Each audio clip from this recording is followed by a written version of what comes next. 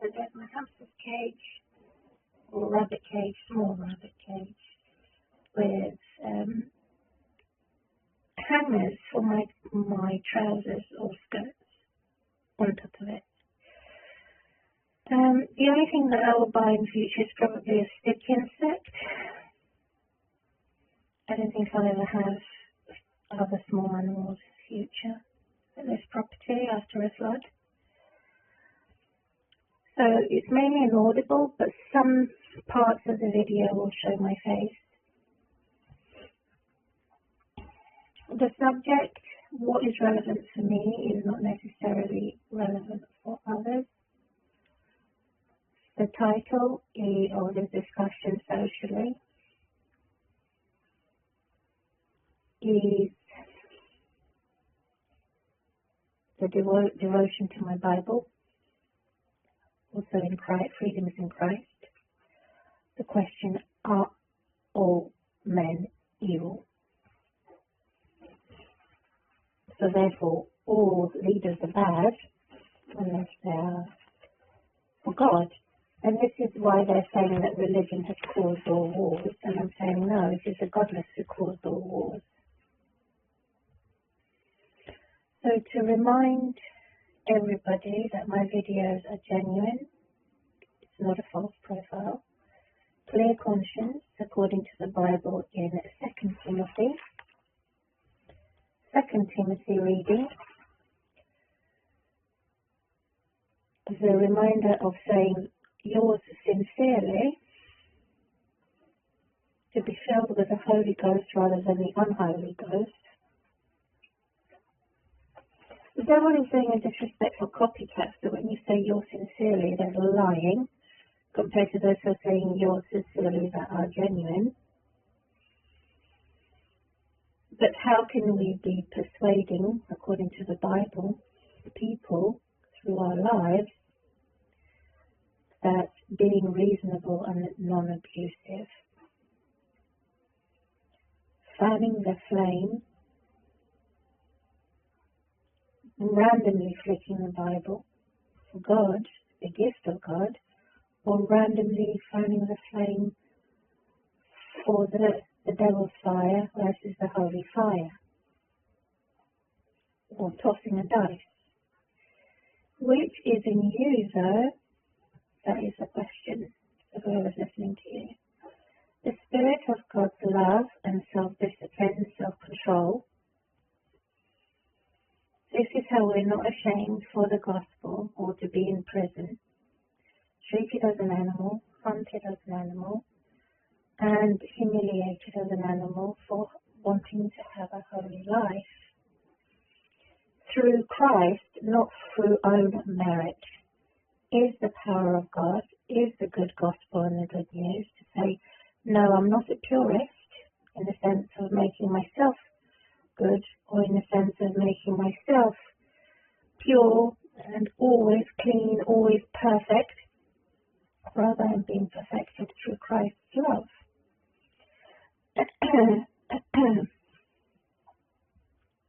This is the holy life and the purpose of grace. So I want to reveal how professionals, not only police, most people don't like police, are wrong in scrutinizing me from the beginning of year 2022, when I had told them that the old man had appeared to visit me at my home, called Roger, and he appeared to be my hero. He appeared to be a family of a friend through his wife Frida, and it was no coincidence that she died in the same year that my husband died. It was, or shall I say, it's no coincidence because of the unseen reality of the demonic, satanic, demonic world. There's a spiritual world, there's a physical world. The spiritual world is like wind and you can't see it. the physical world, you can see it with your five senses. And so this is how they're connected. So it's when we say no coincidence, or is it a coincidence? And the answer to that question is, it is definitely not a coincidence, because the devil's involved in a spiritual sense, and working on those people, humans, who are less than humans, who are working for hell angels. So they're connected, like joining the bits of pieces of the puzzle together. Therefore, it is no coincidence that his wife, Frida, died at the same year and the same month as my ex-husband, which was May, the month of May, of the year 2012. So we had not seen each other, but we were spiritually connected for many years. There was a gap not seeing Roger's wife, Frida, for about 8 years, because I was going through a domestic abuse and divorce. I did not want to meet her, and she was too ill. She did not want to meet me. She suffered from brain cancer. So we both mutually agreed not to meet each other. And she appeared to be a Christian. She appeared to be a family of a friend, like an auntie, like a grandmother. She appeared to, I've got some shoes in the background there. She appeared to be a friend of the family. She never used to babysit, but she used to visit me when I had my baby, my one and only baby. She used to visit me. I used to visit her like once a year, something like that.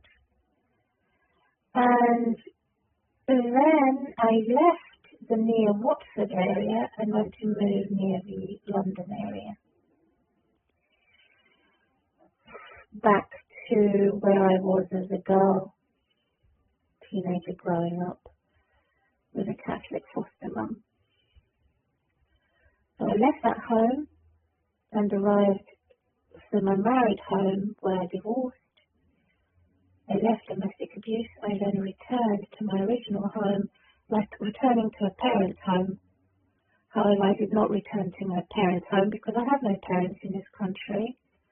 I returned to the same location near London for my foster mum, my foster parent. Didn't return to her house. I returned to the area which is outside of London, near London, which is door 69, which is Thrive Homes.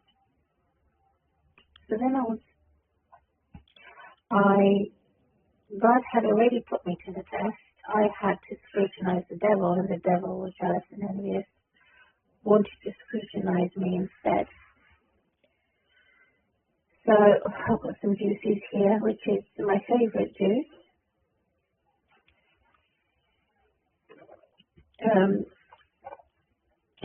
So there was a fight with this witchcraft, because in this discussion, I have to persuade the authorities and the officials who scrutinized me through the devil, not through God, and asked me, after his wife died, why did you let him in your property, in your home, to visit you, when you already pre-knew that he was a sex offender?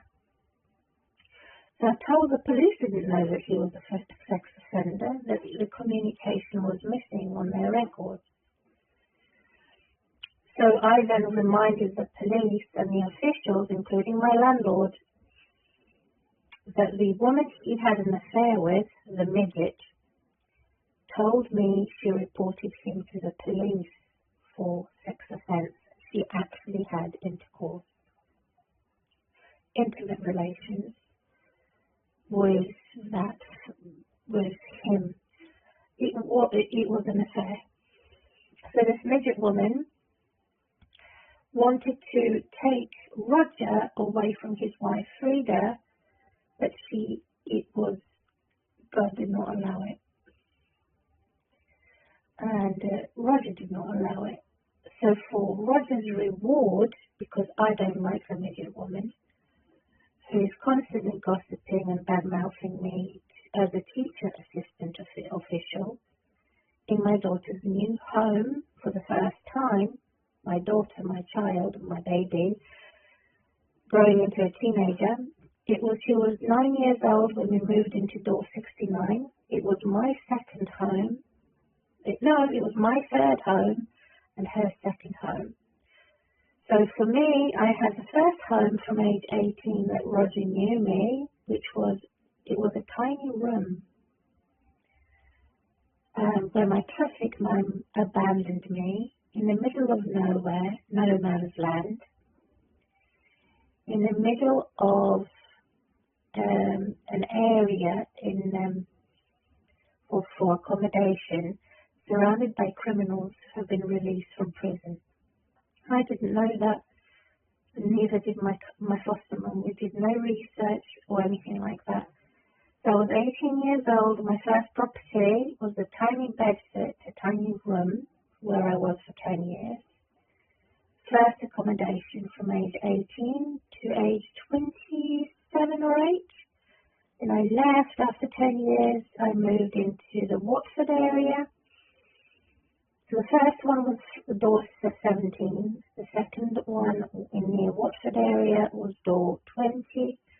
And now near London area, which is door 69. These three accommodations, neither of which were suitable, because this accommodation is a far leftist, and because I've exposed them, they're now moving towards the far right, so they're jumping from one extreme to the other. It's extremely politically orientated, and it's extremely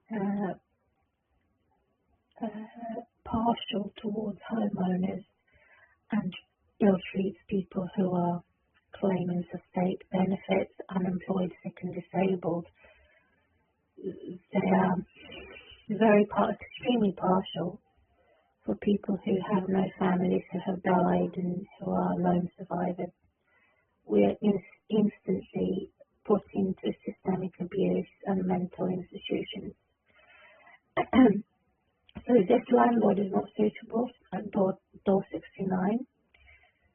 All these accommodations I've had, the three of them, so they all lasted 10 years each. This is the longest one, more than 10 years. This is where I am now, is where my daughter and I moved into. It was it was my daughter's second home. So she was born normally, no cesarean section, and came out of the hospital where I gave birth into the door 20, where I lived for about 10 years. So all three properties I lived about 10 years, and this property where I am now, I've lived more than 10 years, the longest out of all of them. And my daughter was separated from me unlawfully through a rigged system, which was a fraud, which became real. I don't know how the hell they did it, but they did some criminal thing to kidnap my daughter through fraud and through disinformation. So it's extremely dangerous. We moved in to have a new life. My daughter's second home, my daughter's second school, and they've overly criticised my bravery, overly criticised how we moved, and my achievement. We had no choice of what school my daughter can go to, being poverty-stricken and claiming benefits. Now, if I did have a big family and not a minority, none of this systemic abuse wouldn't have been captured. But because I have a small family, I was captured by systemic abuse and every type of tyrant and racist official. So I had a competition and challenge, just like the Bible says in 2 Timothy 2, according to tyrants' rules and systemic brutal, I had to be treated as a soldier, not as a mother, not as a fragile woman who had been tortured. So in the insight in all of these things, how I remembered Jesus. And the question is, are all men liars? For money and for weapons, yes, they are. Even for fame, such as being a person who's doing sport in athletes,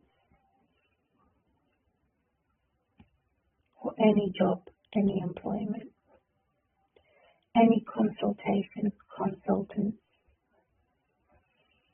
If their business is for the devil and not for God, these men are liars. If they are competing for their business based for the rules of the devil, of hell angels, and not God's rules, they are liars.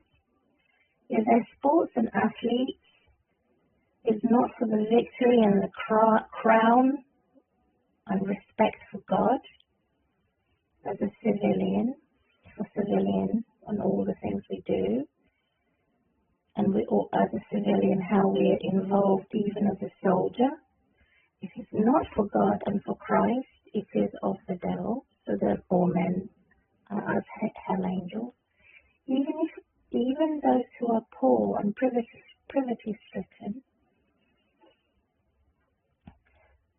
can be also liars, as in the Rogers case, and not reliable men, and they're false witnesses. So, to endure hardship through, to share that poverty-strickenness and to share it, the only difference between me and Roger is that he has a big family who are there to support him and I don't. So he took that weakness to attack me and for him to dominate without any mercy, which is disgusting.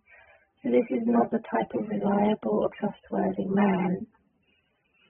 He came to compete with me, how many more people are going to like him in the public, and how many more people, including Putin and Trump and all the world leaders, how many in the presence of the internet, social media and Facebook, how many liked him and how many hated me and accused me of being someone who is too goody two-shoes, which is criminal. But they've defended the criminal and they've attacked me and said, this is what the police said, quote, if you knew that he was a sex offender, why did you let him in? So my response to that answer is, why shouldn't I trust a granddad? Why shouldn't I trust a family or a friend of a family who has known me since I was 18 years old? Why shouldn't I scrutinize your system to find out if the midget was lying about him? Did she initiate the sex, or did he initiate the sex to have an affair? Did he abuse his wife? Did he murder his wife to death or neglect his wife to die so that he can keep the midget who had an affair with him? So all these questions, I then said, I am electing you. Even though I am unemployed as a member of the public, I'm the one who's going to scrutinize you in the insight of all of this. So, but they wouldn't allow me. They looked at my complaint. They sent me a response to the hacked email that I told them not to, but they ignored it and sent me responses and then shut down my complaint. And they said, we're shutting down your complaint because you complained against us.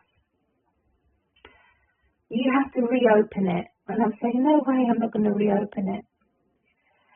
So I lost my trust in the police force in the area that I'm in because they didn't take it seriously enough. It humiliated me and said, you must have enjoyed it when he did hanky-panky, when he molested you. You didn't have sex with him, but you let him molest you. So all these comments, of course I'm going to complain against the police for these inappropriate comments. Who wouldn't complain? So in my sane mind, I complained against the police, and so they shut down my complaints against Roger and did nothing, which is a horror. So they defended a criminal. Why the hell are they called? Why are they called the police? Why are they in that job? I'm not competing with Roger, that he is old and frail, that I'm young and fragile, versus me, versus him. I'm not competing with him to say that the police should trust him and not trust me, his mental illness versus my mental illness. I'm not competing with his lies versus my truth. So he's caused me to suffer and be chained as a criminal for the devil while I'm chained as a criminal for Christ. So everything for the sake of my freedom in Christ, to scrutinize the authority, to say, well, why shouldn't I test someone for that friendship? And the fact that that friendship had proven false, I called you for help, the police, and rather, instead of you helping me, to restrict him, to do a restriction order against him, I had to do your job. I had to call him and make him aware of his crime. He's a type of a goat man. He's a narcissist. He denies that he's a misogynist, but he is a misogynist because he expects women to serve him more than him serves a woman. He's all these things, and that's what I've discovered about him. I didn't know who he was. I was a friend of his wife, not much of him. So he died, and then he then assaulted me. It was unexpected. He was giving me a massage in the summer in his home. He never saw me naked at my home or at his home. I never slept with him with a night dress. It was in an emergency where I had severe back pain and I could not get any money out of the ATM machine. My card wasn't working, PIN, for the cash from the wall. And it was a total horror and nightmare that the bank has created a crisis and a chaos with the PIN situation. It didn't recognize the PIN that the bank sent me. It was up to date, the PIN. Within the month that they sent it to me, there was a problem with my card and I couldn't withdraw the money. And I had severe back problems. I was stuck. I had to shower with my special kaftan clothing. So he never saw me naked, but he did attempt to pull my dress down and see my breasts, which didn't have any straps in the summer. He overpowered me. I punched him. I pushed him. I fought him back. I did not allow it. I did not enjoy hanky-panky from a granddad. He was disgusting. And I told him so. He was extremely angry that I did not fancy him and that I did not allow him to molest me. But I did test it to see if it was true love, and it wasn't. It was only being used and abused. And he was also putting the system to the test to find out how much, to the point of how much he can get away with sexual offense and reoffending. Also, Roger's father was involved in the police. So there's a lot of corrupt police which are not vetted or scrutinized. And that's why I'm doing this video. To ask a question to every type of authority, if God, the next question is, so I've answered the first question, or the first theme of this discussion. Are all men liars? And the answer is yes, if they are godless and they don't fear God in a personal, professional setting. They're not reliable men, even if they are qualified and have degrees and professional scopes. If they are a psychopath, sociopath, or a narcissist, or a misogynist, they are not reliable. They're untrustworthy. They are criminals. They are bad professionals who are going to use their profession to abuse power, and they're going to use their uniform as a wolf in sheep's clothing, and as a disguise or a camouflage to their predatory behavior, to attack the victims and to cause systemic abuse, cause chaos, and cause false witnessing. So they're extremely dangerous in a professional world and in a private sectors, and in personal home environments, neighborhoods. So that answers that. The answer to that question is no. Godless men can never be trusted. Even those who are irreligious are in effect false religious when they make up their own rules rather than keep God's rules. It's a false religion.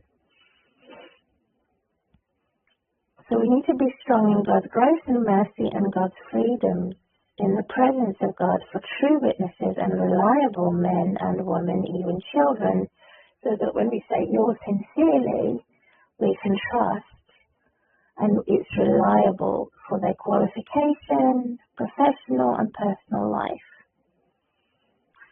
So the next question is the mercy from God. This is the second question on the same subject. The fact that God has forgiven me in my past sin, what gives the government the right to put safeguarding systems, force-feed systems on my medical records, on my every movement, everywhere I go, to unlawfully monitor me through these technologies? Not to help, but to harm, as a disguise of a helper, but it's there to harm, including hospital transport, taxis, every type of transport under the county's watch. So they're commanding officials who are saying, I have to have these on my name, on my files. And I'm saying, no, I don't. I'm going to contact the client or the customer or the patient, hospital patient's liaison, and communicate and come across to say, I'm at liberty to say no. You cannot use my history against me. You cannot put who I was involved with because my ex-husband died. I had trauma. I survived trauma. I don't want everyone to know that I was involved with mental health services in the year 2012. I don't want everyone to know that they went to my neighbour, whose name I will mention was Graham, who gave false witnesses or negative feedback, who had a camera spying on me every time I took my daughter to school, which was illegal, but the police made it legal for him to put a camera in the community garden and spy on me, going to take my daughter to school and back. My daughter had about 98% attendance. My daughter was also vaccinated with all her protections, up to date. These vaccines are tested and tried. It's not like COVID vaccine. It's a different type of vaccine that has been tested and tried for many years to ensure that your children are safe. And I've done that. And so they've accused me wrongly. They've framed me for abuse, spat me aggressively through some type of hate crime and insult.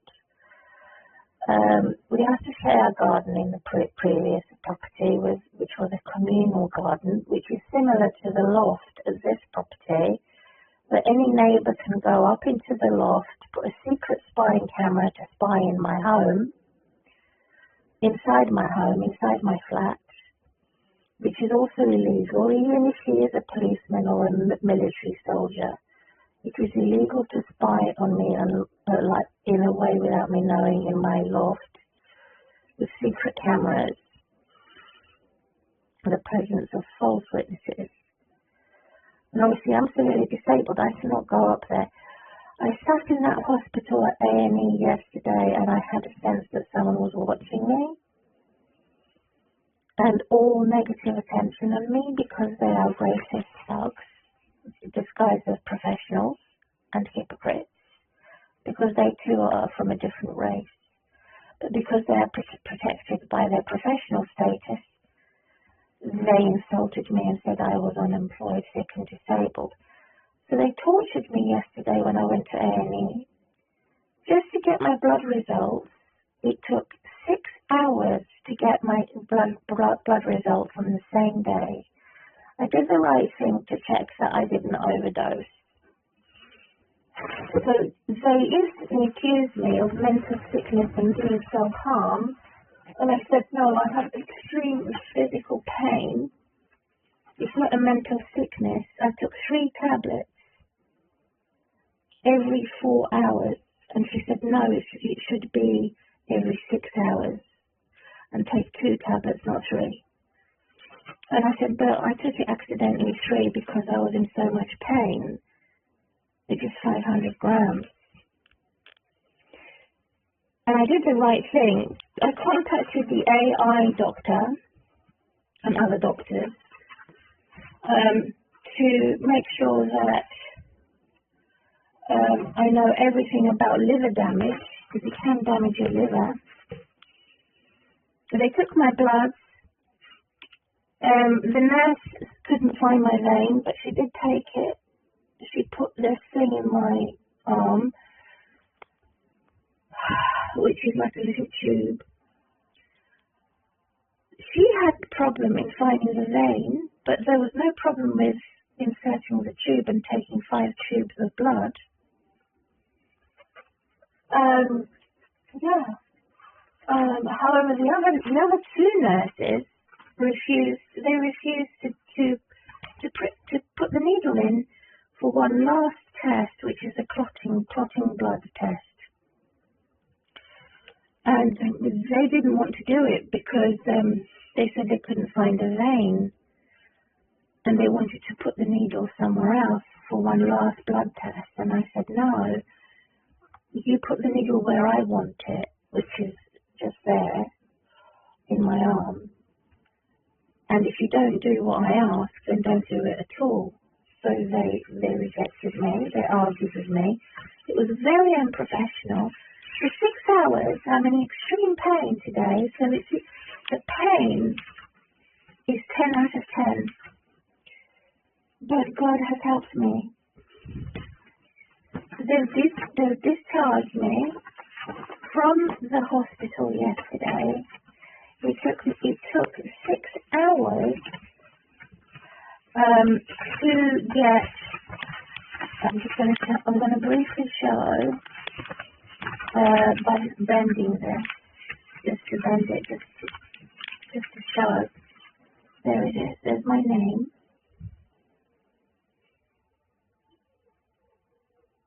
These are the blood results. So she said, we're going to.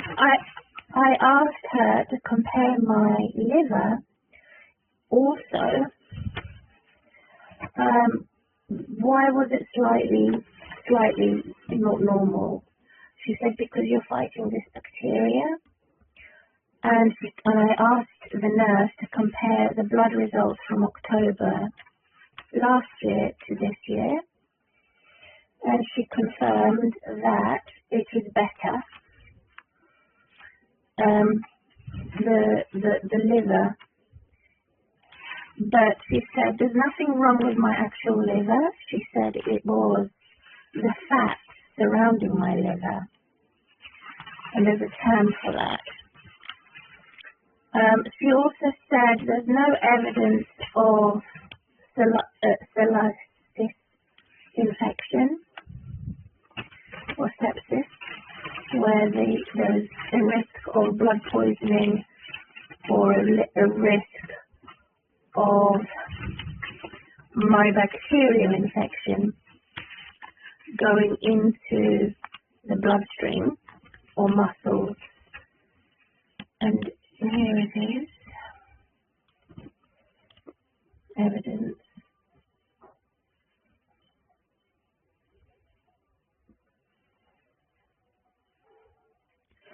So that was very happy news for me, and that was my responsibility to check that my liver is not damaged, because over the years I have overdosed accidentally and sometimes intentionally, where I have done it for every 4 hours in the system, medically administrating my medication. Yeah, so they did mental health assessments on me and my capacity to know what I want, which was humiliating and embarrassing. There's very little information printed out. I asked for a report of her physical examination. That's missing. It's not there. I've asked for it 3 times. And this woman is called Karishma, clinician, but she looked Asian. She didn't look Indian. Yes, so there's nothing there about her physically examining me, which is another humiliation.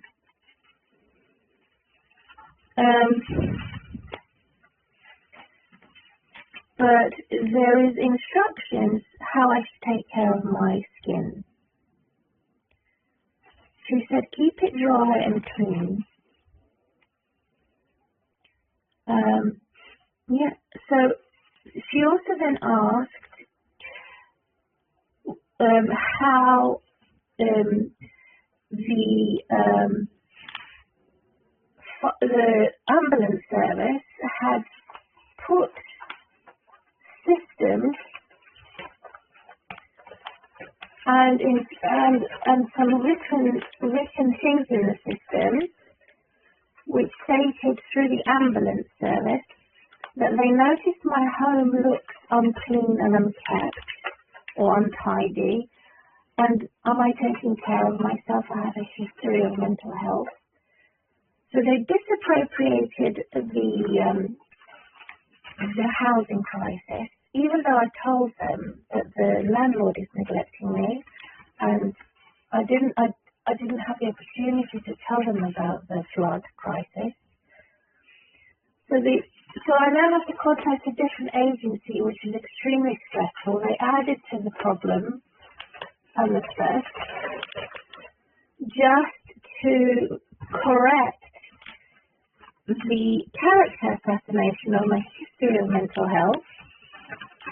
Since my ex-husband died, that's why they actually forced me to go into mental health services, because I was alone and had no family near me. And it's still the case. And I refused to go in voluntarily. They forced me to go in because I was alone. So they persuaded me to go in. But mental health is a nut house, is the worst place to be in. I'd rather stay at home than to have purpose and God's grace in my life, and to be constantly scrutinized by tyrants who are involved. And so she filled me with humiliation. I'll do a separate video, hopefully tomorrow, of me talking on the phone and a very faint person on the other line on the phone, to protect their data and their voice ID, I'm going to switch off the voice. So it's only me talking. It's one-way conversation that can be heard publicly. In me complaining against the ambulance service and asking a separate organisation to delete their notes, because there was nothing there. There was no mention about my mental health at the hospital, accident and emergency services. There was nothing there on the records. That's what I was told by this nurse, this Asian nurse. She said, it's very strange, we can't see anything about you. So she went digging, she went fishing, and she went to test me to see if I was going to tell a lie. And so it was as if she was telling me off for not telling her about mental health services. And then when she found out, she phoned them. She was being nosy, and then they said I was discharged at mental health services, and many years ago, which is in 2000, many years ago, backdated. And I said, could you delete it, remove it? My mental health, I'm not here for mental health assessments. I'm here for you doing blood tests on me and providing me the physical service that I need. So it was an abuse of power.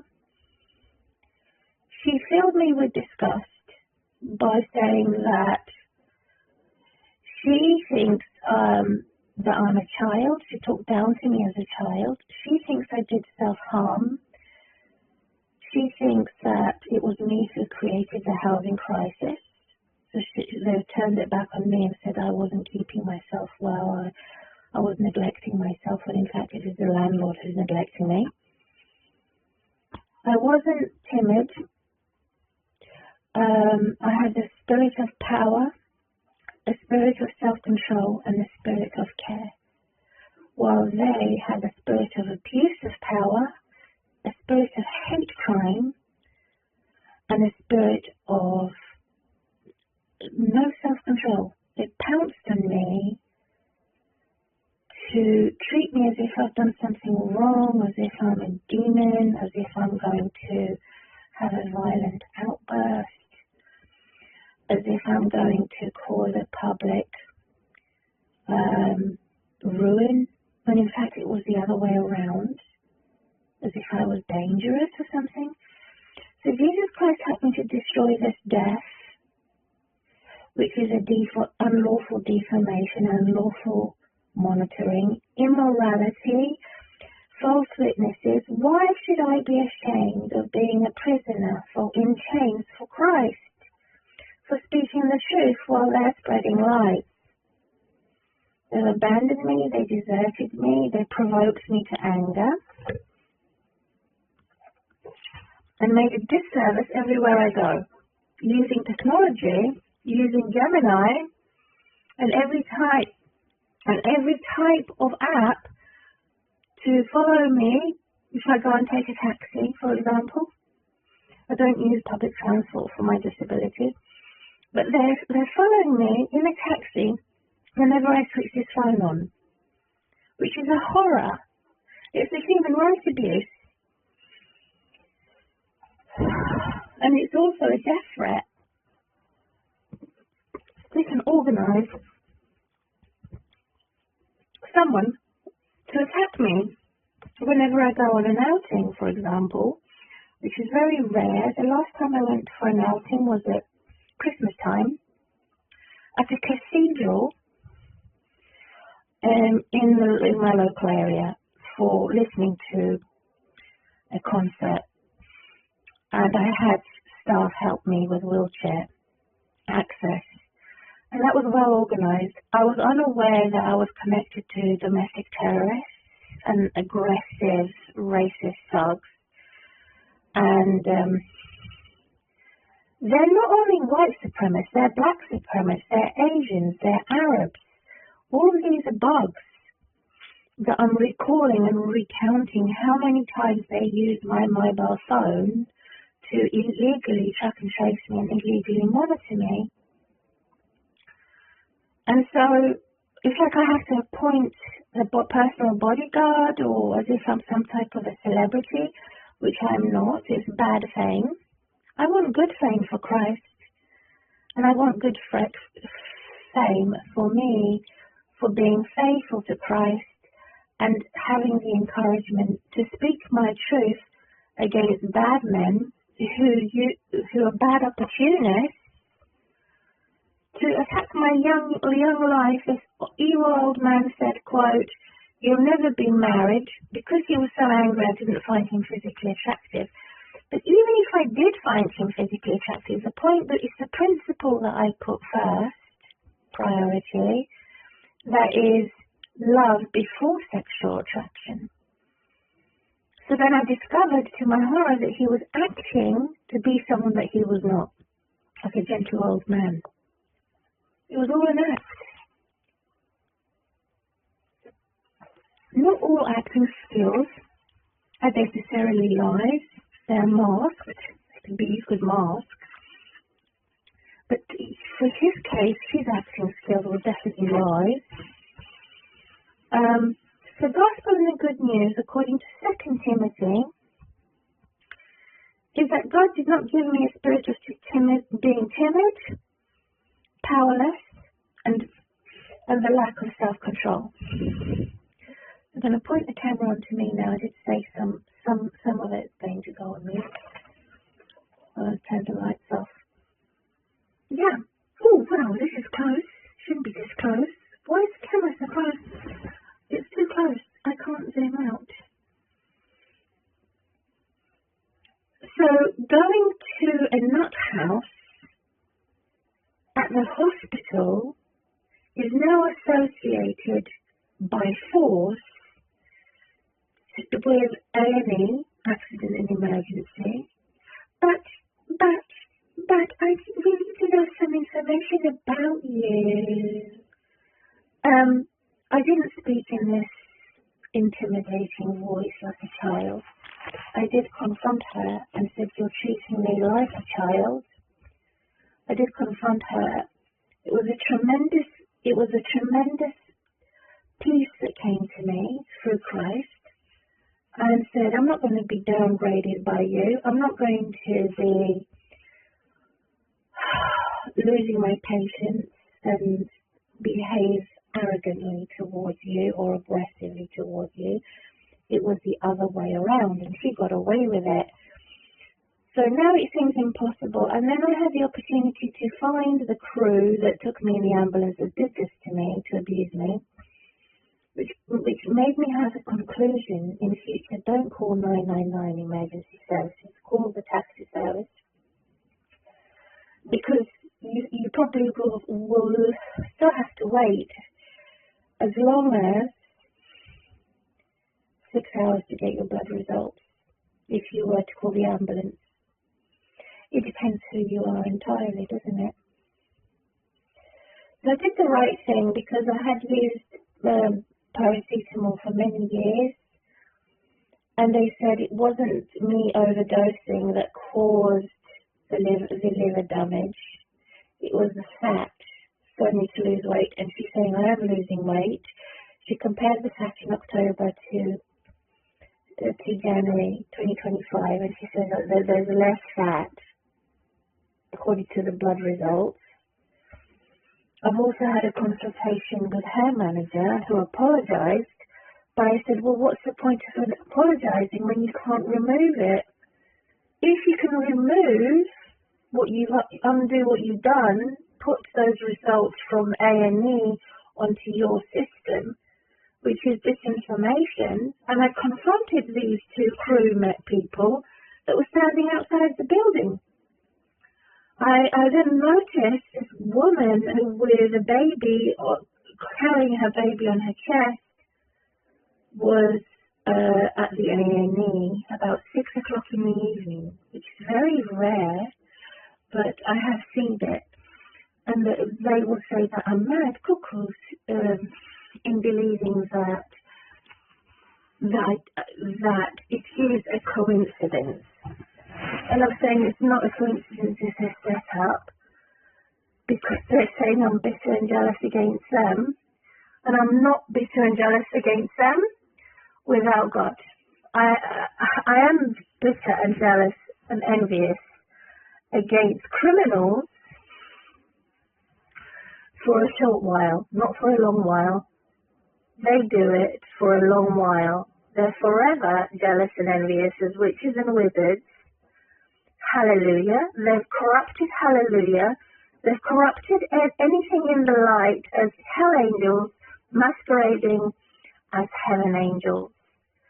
And so they're now saying in my face that the teenagers and the generation who is younger than me is more important to be married and have babies. They're outraged about me speaking in peace and speaking my terms, my domestic policies, my social media. They're outraged about that. They want to destroy my life even more twice over for that. They're outraged to say that the fact that I have said in public, being single, I have a crowd of people who are helping me who is the invisible majority. You can't see them.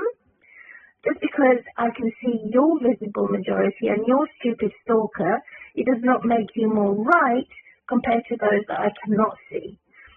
So there is another majority out there that cannot be seen that is on my side. These idiots are idiocy. They're constantly looking at the statistic of majority versus the minority, the fittest survival. They're constantly saying that you're stronger in number than you are as an individual.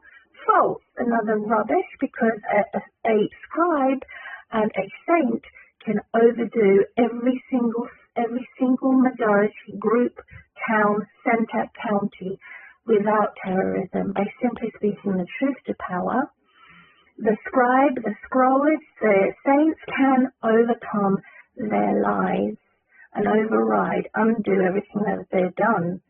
Destroy the destroyers, betray the betrayers, according to, I think it's Isaiah 30, 31, 32, 33. It's our duty as Christians and fellow men, as we worship each other, not only through dancing and singing and prancing and praying quietly, we also do it publicly to scrutinize them.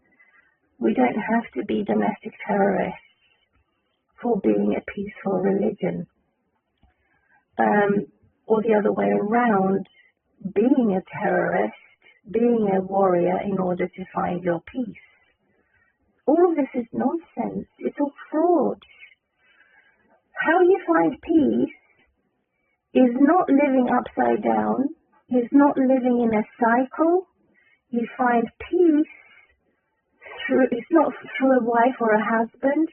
You find peace accepting your circumstances as they are. Either a single person or as a couple, that your priority is given over to God in the spirit of truth, which is Christianity. We worship in spirit and in truth. So many people are Christians without even being aware or acknowledging that they're Christians, for wanting truth, for suffering for the truth. They're Christians, regardless of whether they are already Muslims. They are also Christians. They also accept Christ and the Christ. So what is Christ? I've done a separate video and writing about that. And so how we find peace is regularly suffering in a nightmare or something particularly horrible, such as unlawful or injustice. We give our problems and pains and sufferings to God, who then eliminates that pain and suffering and that anger, that jealousy and envy. So it's short-timed, it's not long lasting. And this is how we find our peace. Relying on God first for our injustice, suffering and pain before any doctor, as a doctor God. So I have been severely ill and have received my encouragement from God more than the encouragement from the AI. I have been bedridden for a long time. And that is very dangerous because I need my exercise. I couldn't exercise. I can't walk for long periods. I have more than a slip disc or sciatica. I have impingement, and I also have a loss of saddle sensation. That means my bottom goes numb, and I can become incontinent. So these things are serious, and they're comparing my disability to somebody else's disability, my back, spine problems, compared to somebody else's back and spine problems. They're not the same, there are various differences. And so it annoys me. They say, I have a black problem and now I'm employed, I'm working all the time. So I didn't use this intimidating childlike voice, but I spoke to them seriously. I was very polite and had a holy pleasure in simply being human. I acknowledge you. I've spoken to you. I was social, and somebody came and stole my chair while I was waiting, simply to being consulted and examined for 10 minutes. And when I returned, I made a mistake. I was so tired. I left my blanket and bag, my blue blanket and bag on another chair. I didn't leave it in my chair. So someone, to say it's reserved, so someone then took that bad opportunity to sit on it and to copy the poem from the AI, where they're curled up on the side position and sleeping. This is how satanic this witch is. She stole my chair, she curled up and went to sleep. So she said, you can't talk to me because I'm sleeping. And then she spoke very quietly, so you could hardly hear her, which was so disgusting. It was a dog frog. It was a dog, rat, frog type demon. And it had a community around her after she woke up. So I then had this Pakistani person on my left who was wearing a green coat, stalker and spy, compared to this one on my right who also had a green coat. So they're doing color coding. So one was friendly for the devil, the other one was unfriendly for the devil, and I was in the middle. All of which have arrived as patients who had pre-existing medical problems, but they arrived as stalkers or connected to the internet somehow. Yay! They made me realize why I should now back off, switch off my social media through this fear-mongering. So I remember this and never forget it, why I'm doing this video. To say that Satan, the hell angels, and these nasties will outshine the sun. That they're more important as human gods and goddesses than Christ. And I'm saying no. When my time comes, God will help me through Christ to outshine the sun. Through truth, not through lies. So God's eyes are brighter than the sun, according to the prophets. They're bright as day. God can see. And so they're constantly looking to kill, steal, and destroy as a type of a lion. But it isn't a lion. It's a dog. It's a bitch. It's a witch. It stole my chair, this ugly fit, good for nothing, fit for nothing, woman wearing leggings, sat next to me, stole my chair, and was going around as if she was really comfortable, and she's going to have a bright day when she wakes up after stealing my chair. So I found that very annoying, but I did not speak to them. I didn't look at them. I wasn't afraid of them. I just realized it was a monster. The one on the left and the one on the right.